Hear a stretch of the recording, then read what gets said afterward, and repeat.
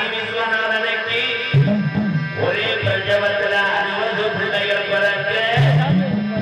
அப்ப மலையாள அரசே என் காசி விஸ்வநாதா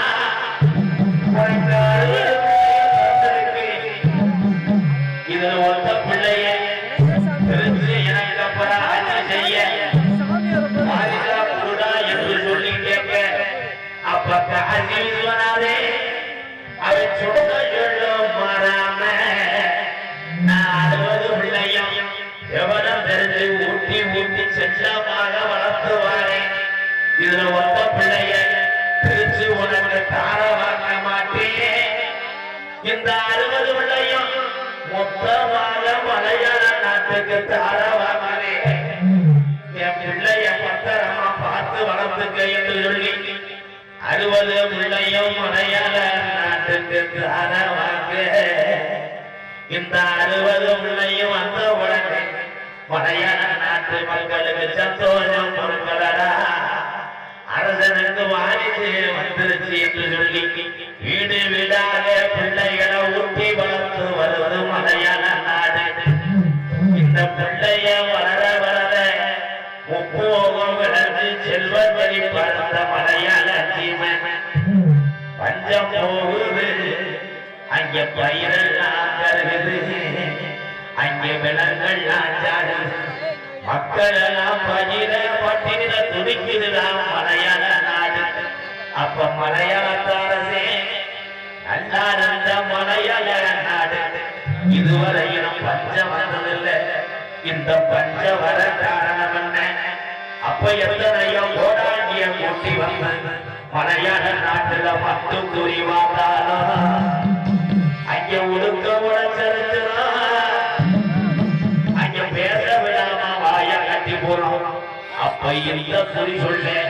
நாட்டுல ஆளுடையா அப்ப போது உண்டு கோடாங்கிய கூட்டி வந்து மலையாள நாட்டுல அதிகாலை 6 மணிக்கெல்லாம் வண்டு குறி வாங்கையில அந்த கோடாங்கி சொல்றானா இன்னைக்கு நாடு பஞ்சமா போச்சு இந்த பஞ்ச வர காரணம் என்ன மக்கள் எல்லாம் குறி கேட்டு நிக்கிற இன்னைக்கு 60 பிள்ளையும் ஒண்ணு சேர்ந்து உருமாறி நிக்குதுடா இது பொண்ணா கருப்புடா இது ஆரணி நகடா இந்த கருப்பு சங்கிலில கட்டுனாலும் கட்டுப்பட மாட்டாது இந்த கருப்பு இனி நாட்டில இருந்துச்சுன்னா நாட்டை அழிச்சு போறோம் என்று சொல்லி என் கருப்பன மலையாள நாட்டை விட்டு விரட்ட வழி தெரியாம கலங்குதுடா மலையாள சீமை அப்ப ஒரு வெண்கல பெட்டி செஞ்சு அடைஞ்சுட்டாண்டா மலையாளத்தை கருப்பனை பெட்டிக்குள்ள அப்ப பெட்டி கிளம்ப மறுக்குது அப்ப மெய்யால மலை பெருமளை வேண்டி குத்தி கிளம்புதுடா மலையாள நாட்டை வெட்டி கருப்பை பெட்டிய அப்ப மரத்தாட்டு தண்ணியில என் கருப்பை பெட்டி கிளம்பி வருகிறா கீழாட்ட நோக்கி ஒத்தையில அப்ப என் கருப்பனுக்கு என்னைய செல்லமாக வளர்த்த மலையாள நாடு உனக்கு இங்க இருக்க இடம் இல்லடா என்று சொல்லி என்னை நீ நாட்டுக்கு போக சொல்லுது நான் தமிழ்நாட்டுல எந்த திசையில போய் நான் உட்கார எனக்கு வழி தெரியல என்று அல்லாடி வரக்கூடிய கருப்பை பெட்டி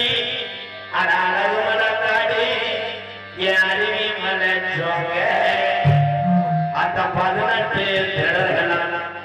அழகு மலவன காட்ட கொள்ளையடிக்க வருகிறாராம் 18 தண்ணீர இறங்குற கருப்பை பெட்டி திரும்புதுடா அழகர் கோயில் எல்லையை நோக்கி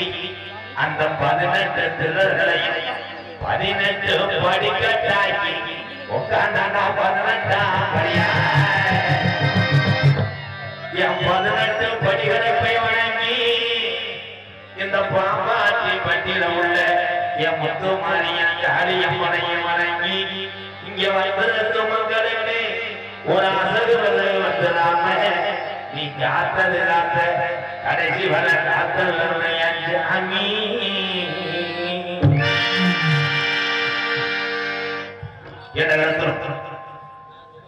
கொண்டாட முடிய